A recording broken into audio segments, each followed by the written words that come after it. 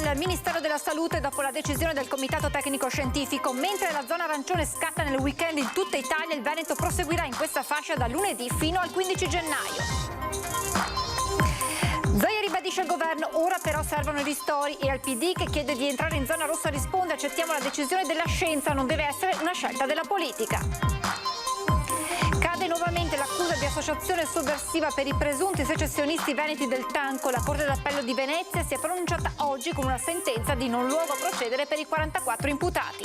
Incredibile doppia tragedia sul lavoro nel comune veronese di Buttapietra. Prima un agricoltore muore schiacciato dal trattore che si ribalta, un'ora dopo operaio precipita dentro un silos.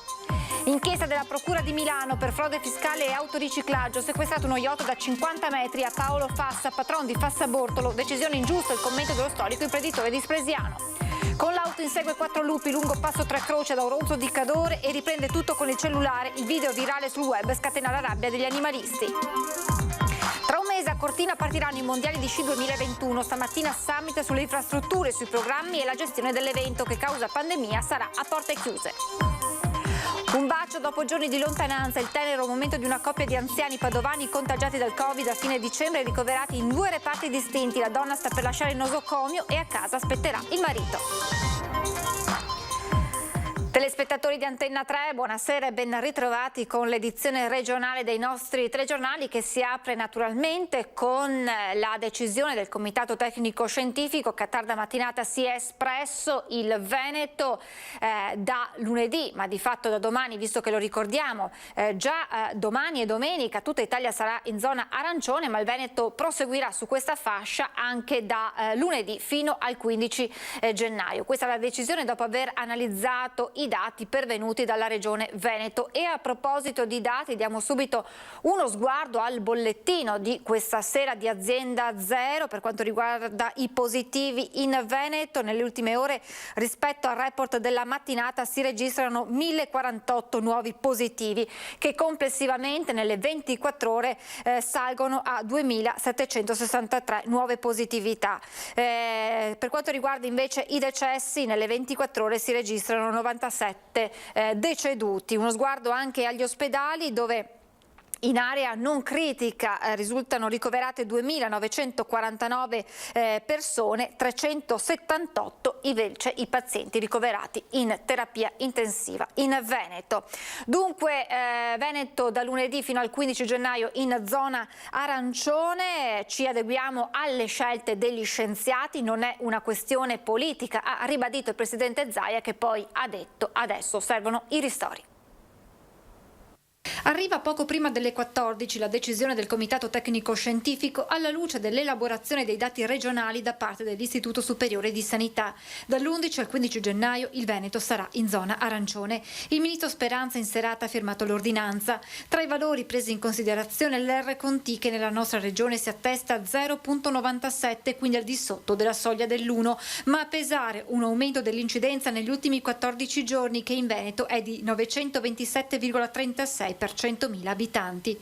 Dunque si prolungano fino a metà gennaio le restrizioni che nel fine settimana, domani e domenica, riguarderanno l'Italia intera secondo il DPCM di Natale, che posiziona tutte le regioni in fascia arancione. Ristoranti e bar chiusi salvo per il servizio di asporto, negozi aperti, divieto di spostarsi fuori dal proprio comune se non per motivi di lavoro, salute o ragioni inderogabili, le limitazioni che dovranno rispettare i veneti almeno fino al 15, quando scadrà il decreto del governo. Questo non è un fatto politico, noi ci affidiamo all'Istituto Superiore della Sanità. Scelta scientifica, non politica, concetto che Zaia ribadisce anche di fronte alla richiesta che il PD regionale avanza allo stesso governatore di dichiarare la zona rossa. Noi ci rimettiamo alle decisioni dell'Istituto Superiore della Sanità. Se decidiamo che il tema è un problema sanitario, se qualcuno vuol farlo diventare politico, noi ci chiamiamo fuori, come abbiamo sempre fatto. Una puntualizzazione alla quale ne segue subito un'altra relativa ai ristori per le attività penalizzate dalle nuove restrizioni. Qualsiasi sia la decisione del governo, dell'Istituto Superiore della Sanità,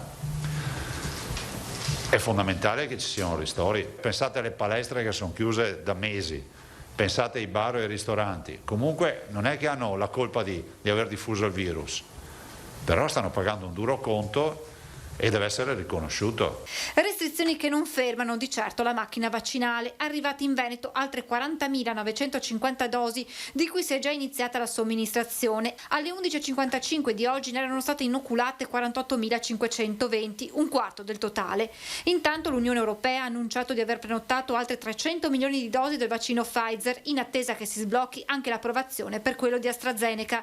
Il Veneto, se continueranno ad arrivare puntuali nuovi lotti di fiale, è pronto ad accantonare vaccini per i richiami. Con queste forniture settimanali adesso iniziamo ad accantonare le dosi che ci serviranno per i richiami. E la notizia del Veneto in fascia arancione è stata accolta in modo diverso da cittadini e ristoratori. Ultimo pranzo, perché da domani tutto chiuso. Purtroppo, infatti, ne approfittiamo in un'ottima osteria. Ultimi incontri conviviali prima delle restrizioni da zona arancione. Clienti rassegnati non solo a pranzi e cene a casa, ma per chi non ha famiglia, a lunghi giorni in solitudine. Ritengo che si è parlato poco delle persone che vivono da sole, giovani. E se tra i cittadini e i clienti c'è rassegnazione, le restrizioni da zona arancione dividono invece i gestori tra delusi ed indifferenti. Perché nei locali le persone possono prendere il virus e negli altri luoghi, nei negozi o nei supermercati non le prendono. Io volevo capire questo, solo questo, perché mi sento preso in giro in questo momento dal nostro governo. Ma se arrivano i ristori accetto con più serenità la cosa, ecco, tutto qui. In arancione arriva qualcosa secondo te? Beh sì, effettivamente siamo chiusi, bar e ristoranti chiusi, entrate zero, affitti che corrono. È uguale, non c'è nessun problema perché tanto facciamo da asporto e non possiamo far mangiare i clienti al tavolo. Se devo essere sincera, per noi è stato una cosa positiva, anche se è strano da dirsi perché la maggior parte dei locali è rimasto chiuso e pertanto noi abbiamo lavorato di più. Del sindaco di Treviso e presidente ANCI Veneto l'appello a tutti indistintamente. Soltanto attraverso il distanziamento sociale, poi la mascherina, la sanificazione, ma il distanziamento sociale è importantissimo. Solo se seguiamo queste regole riusciremo a superare questo periodo particolarmente critico. E alla fine, come sempre a Treviso, in Piazza dei Signori si cerca di sdrammatizzare con un po' di ironia. Per voi meglio o peggio? Sicuramente peggio, ma ci attrezzeremo per fare del nostro meglio. Per voi peggio perché potete fare solo che da sport? Solo per asporto, in più le uscite delle persone sono limitate, se non sbaglio, al loro comune di residenza. Però qui a Treviso tutto sommato. Sì, ci va bene non essere a San Bugà. Come detto in precedenza, il Partito Democratico regionale chiede a Zaia di tutelare la regione dichiarandola zona rossa. Gli operatori sanitari da dentro gli ospedali ci chiedono con forza da più di un mese di inserire il Veneto in zona rossa per chiudere, limitare il contagio. Il Presidente della Regione del Veneto lo può fare autonomamente al di là delle scelte assunte dallo Stato. Il Partito Democratico è chiaro e chiede al governatore Luca Zaia una presa di posizione forte per tutelare la regione che al momento conta il maggior numero di contagi. Il PD porta ad esempio la Toscana, dopo 2 settimane di zona rossa l'epidemia è rientrata e l'economia ha potuto riprendere. Naturalmente di fianco a questo servono dei provvedimenti economici da parte dello Stato, della regione, mettere risorse che tante altre regioni hanno messo e anche degli enti locali per sostenere le categorie economiche che naturalmente ne avrebbero il maggiore disvalore da questo provvedimento. I democratici si dicono portavoce del grido di aiuto che arriva dagli ospedali veneti. I posti letto nelle terapie intensive sono risicati e questo va anche a discapito di tutte le patologie gravi non Covid. Il PD chiede dunque a Zaia un intervento molto più selettivo di quanto fatto finora. Ecco le proposte avanzate dal capogruppo PD in regione Possamai. Serve per esempio recuperare l'utilizzo degli ex ospedali non più utilizzati che possono essere fondamentali per la fase post-acuta. C'è tutta l'attività da fare sulla stabilizzazione dei tanti medici precari, ad esempio quelli che lavorano nei pronto soccorsi. C'è l'aspetto dei tamponi, abbiamo visto che i tamponi rapidi dell'RSA per esempio non funzionano, per cui solo tamponi molecolari nelle strutture sanitarie e nell'RSA. C'è anche tutto l'aspetto fondamentale delle patologie non Covid che ovviamente in questi mesi sono state state in larga parte rallentate o poco curate, per cui serve un'analisi profonda che ci consenta nei prossimi mesi di recuperare e di curare anche chi non ha il Covid ma altre patologie altrettanto gravi. Sul fronte vaccini massima collaborazione, necessario arruolare volontari per una somministrazione più veloce e capillare, dice il PD. Secondo noi, ed è un appello rivolto anche al governo, finita la fase dei vaccini all'RSA, alle persone dentro l'RSA, al personale medico, agli anziani particolarmente fragili, dobbiamo subito vaccinare gli studenti e gli insegnanti delle scuole superiori. E a proposito di vaccino anti-Covid, dal prossimo 10 febbraio al via con le somministrazioni agli over 80, ad annunciarlo l'assessore regionale Lanzarin. Dalla settimana prossima stilata la lista regionale degli anziani over 80 che verranno sottoposti a vaccinazione. La chiamata sarà personale diretta e con appuntamento e avverrà intorno al 10 di febbraio. Inizieremo invece già a settimana prossima per quanto riguarda l'individuazione delle corti, quelle degli ottantenni, insomma, da vaccinare in base al programma. Per gli over 80 con disabilità sarà l'infermiere a recarsi nelle loro case. Ci sarà l'infermiere dell'assistenza domiciliare che andrà eventualmente a casa, quindi qualcuno aveva anche chiesto andate direttamente a domicilio, sì. Punto fermo i medici di base che dopo i vaccini antinfluenzali ora verranno nuovamente precettati per la somministrazione del vaccino anti-Covid. Si tratterà in questo caso della tipologia più semplice, quella che potrà stare tranquillamente riposta in frigorifero. Che sarà la fase vaccinale chiaramente legata al momento in cui avremo dosi di vaccino sufficienti, ma soprattutto avremo un vaccino che è fattibile anche, la cui somministrazione è fattibile anche da parte degli MMG perché non c'è la catena del freddo o comunque dei limiti di questo tipo. E in merito ai dubbi, timori sul vaccino degli allergici, specie se gravi, si valuterà di volta in volta con il personale medico in base all'anamnesi del paziente in questione. Quando capiteranno persone particolarmente a rischio adotteremo tutte le precauzioni del caso. Insomma, se l'eventuale rischio è una conclamata allergia alla penicillina che c'è, quella persona non assume penicillina. Infine, sempre dalla prossima settimana si valuterà se e quando riaprire alle attività ambulatoriali in libera professione negli ospedali. Passiamo adesso alla cronaca con la giornata tragica che si è vissuta nel comune veronese di Buttapietra, dove in un'ora hanno perso la vita 2 persone per 2 distinti incidenti sul lavoro. La prima vittima, un agricoltore nella frazione di Bovolino. L'uomo stava lavorando nei campi e per cause in corso di accertamento si è ribaltato con il trattore restando incastrato sotto il mezzo agricolo, morendo per i gravi traumi riportati. Un'ora dopo un operaio di 61 anni ha perso la vita dopo essere caduto all'interno di un silos durante le operazioni di pulizia in un mangimificio. Le cause dell'incidente sono ora al vaglio degli ispettori dello Spisal dell'USL 9 Scaligera, intervenuti sul posto insieme ai vigili del fuoco che hanno estratto il corpo dell'operaio dal silos. Cade nuovamente l'accusa di associazione sovversiva per i presunti secessionisti veneti del Tanco. La Corte d'Appello di Venezia si è pronunciata oggi con una sentenza di non luogo a procedere per i 44 imputati. È stata così confermata la sentenza di primo grado nei confronti del gruppo di Lombardo Veneti che erano accusato di aver programmato l'occupazione di Piazza San Marco a Venezia a bordo di una ruspa blindata ribattezzata Tanco e ritrovata nel 2014 a Casale di Scodosia. Il GUP del Tribunale di Rovigo nel luglio 2018 aveva già emesso sentenza di non luogo a procedere per associazione sovversiva, ma la Procura aveva poi impugnato il provvedimento. Si è chiuso invece con 7 condanne e 8 assoluzioni. Lo scorso luglio a Rovigo un altro filone del processo, quello per fabbricazione e detenzione dello stesso mezzo. Sequestrato il maxi yacht allo storico imprenditore Paolo Fassa, indagato per frode fiscale e riciclaggio. Un provvedimento ingiusto, il commento di Fassa che rigetta le accuse.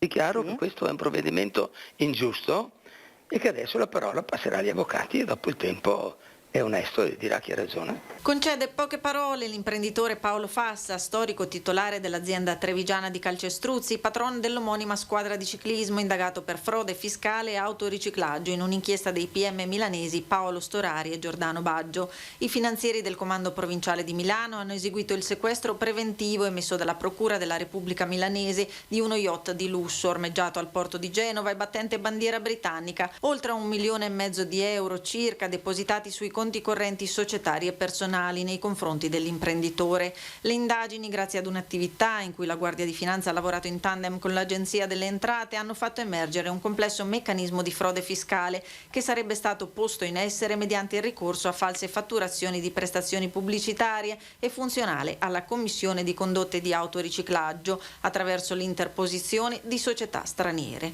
Nel corso delle attività sarebbe emerso che gli indagati, grazie alla complicità di un sodalizio composto da professionisti ed altri imprenditori italiani ed esteri, avrebbero impiegato somme di denaro provento di frode fiscale veicolandole verso società offshore con sede in Croazia, Svizzera, Principato di Monaco e Panama, funzionali all'acquisto e alla gestione dell'imbarcazione. Le indagini avrebbero consentito di accertare la titolarità effettiva del mega yacht in capo a Fassa e di dimostrare la sproporzione tra i redditi dichiarati negli ultimi 15 anni e i costi sostenuti per l'acquisto e la gestione dell'imbarcazione nello stesso arco temporale, pari a 30 milioni di euro. Ci fermiamo adesso per una breve pausa pubblicitaria, tra poco.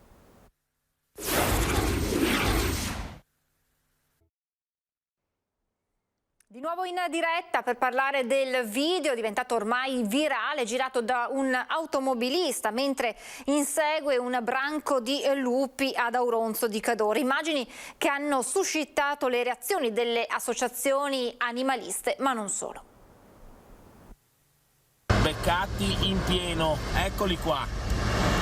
E il lupo non c'è, il lupo non c'è. Esattamente 3 minuti e 7 secondi di video girato da un automobilista sul passo Tre Croci verso Auronzo sotto Valbona. Alla vista del branco di 4 lupi, probabilmente femmine, l'uomo inizia ad inseguire gli animali, riprendendo tutto con il cellulare. Un video che prova che ci sono i lupi in valle. Eccole qua. Sapevo che c'erano, che mi ha mangiato le mucche quest'estate in Malga. Questi sono lupi, questo è il classico lupo italiano.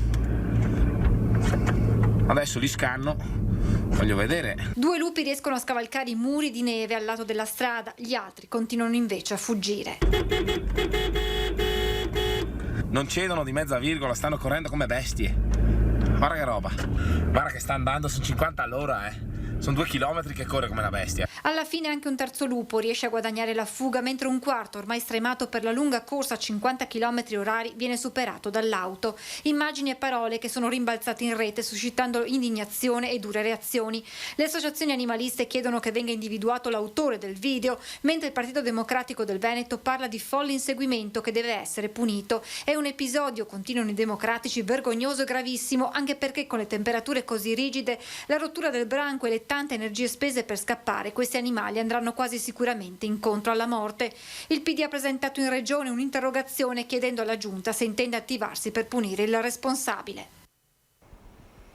Un mese esatto da oggi a Cortina partiranno i mondiali di sci 2021 che proiettano verso la tappa delle Olimpiadi 2026. Stamattina summit sulle infrastrutture, sui programmi e la gestione dell'evento che, come già annunciato, causa pandemia sarà a porte chiuse.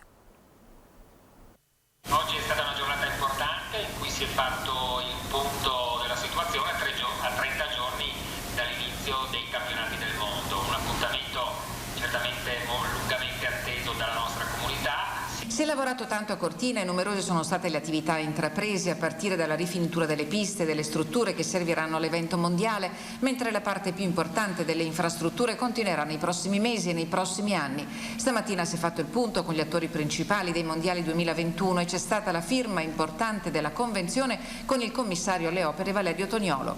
Come amministrazione abbiamo approfittato anche questo treno più veloce che è quello del commissario per quanto riguarda le procedure, e quindi abbiamo inserito degli interventi che sono in parte finanziati dal Comune di Cortina, in parte dai fondi di confine, in parte da entrate invece che derivano proprio da fondi commissariali. Ecco che ad esempio si lavorerà alla rotonda per l'accesso a Piandalago, c'è un intervento molto importante che riguarda il curling center e lo stadio del ghiaccio, ci sono poi opere cosiddette strategiche che avranno un iter procedurale un po' più lungo che riguardano un nuovo impianto che dal centro di Cortina si collegherà a Socrepes e poi con il versante delle Tofane, oltre a un collegamento sciistico fra le stesse Tofane e il Faloria.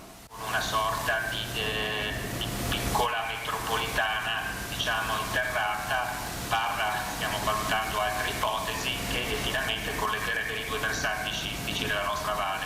Quindi delle opere importanti, strategiche, all'interno delle quali sono previsti anche dei finanziamenti da parte del governo. Saranno i noi mondiali a porte chiuse, ci siamo dovuti adattare alla situazione, dice Ghedina. Mancherà l'aspetto emozionale, cioè quella festa che si sarebbe senza dubbio creata, anche per ringraziare l'intera comunità che ha creduto e lavorato per i mondiali. Si torna a parlare del forte rischio infiltrazioni mafiose per gli alberghi veneziani in crisi, stavolta con il presidente degli albergatori di Venezia.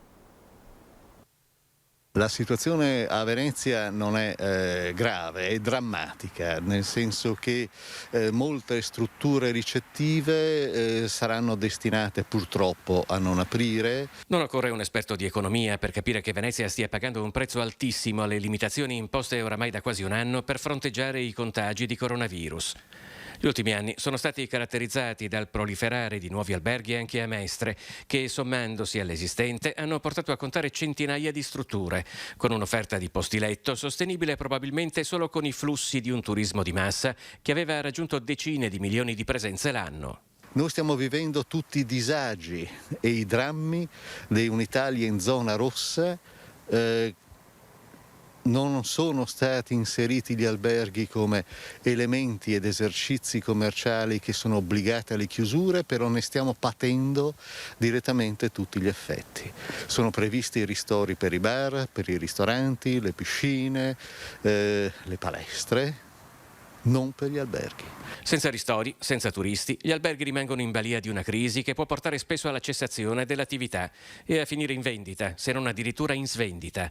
Chi saranno i prossimi proprietari del patrimonio alberghiero di Venezia, di un settore che quando è in salute gode di profitti da capogiro? Esistono infiltrazioni mafiose, esistono infiltrazioni malavitose nel territorio del Veneto, ma tutto questo sono cose che noi andiamo dicendo inutilmente dal 12 novembre del 2019. Quindi a stupirsi che determinate cose succedano è da stolti, ancora da stolti maggiormente, e non porre argini economici finanziari a questa situazione.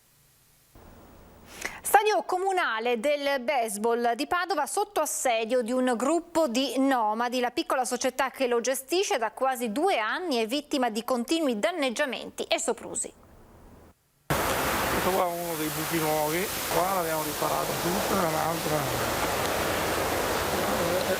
Li abbiamo beccati sul fatto che entravano dentro, chiamati i vigili dei carabinieri. Purtroppo, fortunatamente non c'era molto, ma hanno tirato fuori tutto, fatto un desio terribile e poi lasciato come al solito una serie di immondizie, perché sembra che sia la loro firma questa. Può vedere la porta l'ultima volta, questa non siamo ancora riusciti a ripararla, questo è l'ultimo tentativo di entrata che hanno fatto. Perché sopra la porta è ben sbarrata. Ecco, sì, esatto. E invece poi le altre 2 volte hanno completamente sfondato queste due finestre, e qua abbiamo messo i 2 pannelli. Esasperati dai continui saccheggi per valori minimi, qualche bibita, birre, spiccioli del fondo cassa. I danni da riparare costano molto di più. Al Baseball and Softball di Padova va avanti così da quasi 2 anni. Gli autori hanno una firma chiara, che usano la panchina ospiti del campo di gioco non per giocare. Che spesso purtroppo è utilizzata come latrina si pensa dai nomadi che purtroppo stazionano nel parcheggio dell'impianto.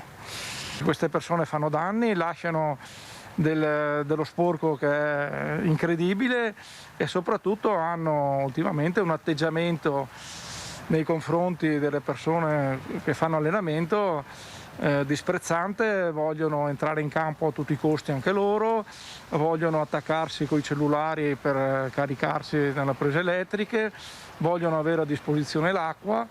È una situazione che sta diventando veramente insostenibile. D'Arcais e i circa 100 atleti e atlete del Baseball Padova, società che vanta le prime squadre maschile e femminile in Serie B, sperano che tutto finirà il giorno che il comune creerà al plebiscito lo skate park, che allontanerà, si spera, i vandali e restituirà lo spazio che la società ha in gestione. In alcuni casi lo definirei proprio un esproprio. E adesso una storia d'amore e di speranza per 2 anziani padovani di Cittadella contagiati dal Covid e ricoverati in 2 reparti diversi. Un bacio più forte di ogni cosa, più forte del virus, più forte di qualsiasi medicina, un balsamo per l'anima, una scossa di energia in una lotta che non è ancora finita. Italo Salvadori e Antonia Guidolin, marito e moglie di 74 e 72 anni, sono una coppia di Cittadella contagiati dal Covid a fine dicembre. Lei ricoverata in malattie infettive, lui in terapia semi-intensiva. Non avevano avuto più alcuna relazione diretta, ma dopo giorni di lontananza si sono potuti incontrare. Un bacio tenero sulla maschera che aiuta Italo a respirare, le mani che si intrecciano, un gesto mancato per troppo tempo e tanto desiderato. Antonia, appena è migliorata e non ha più avuto bisogno dell'ossigenazione, ha chiesto di Italo e così Sabrina, operatrice sociosanitaria dell'ospedale di Cittadella, l'ha fatta sedere in carrozzina e l'ha portata da Italo, ancora ricoverato in terapia semi-intensiva. Una sorpresa rivedersi, un'emozione baciarsi, anche con la mascherina. Antonia è in procinto di essere dimessa, ha rincuorato il marito e gli ha detto che lo aspetta presto a casa. Una storia di speranza in questi tempi difficili, una storia che definisce la qualità dell'assistenza medica che si misura anche con il termometro dell'umanità, ha detto il direttore generale dell'USL 6 Domenico Scibetta. Con questa bella notizia si conclude questa edizione del nostro telegiornale. Vi lascio come sempre alle previsioni del tempo. Grazie per essere stati con noi, buona serata.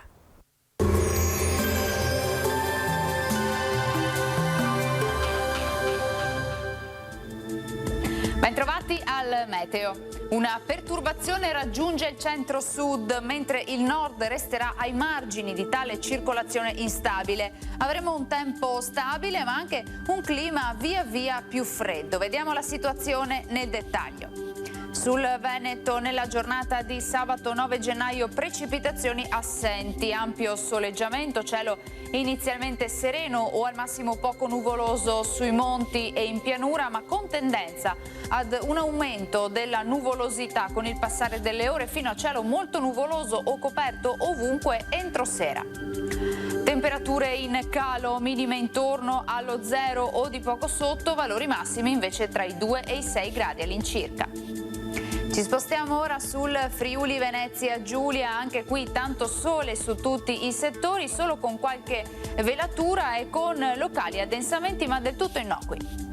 Temperature minime tra -1 e 1 grado, valori massimi invece sui 5-6 gradi. Poche novità infine sul Trentino Alto Adige, anche qui sarà asciutto e soleggiato su tutti i settori, il cielo si presenterà sereno o al massimo velato. Temperature minime ampiamente sotto lo 0, massime invece sui 2 gradi. Dal meteo di Antenna 3 per ora è tutto, grazie per l'attenzione, arrivederci al prossimo aggiornamento.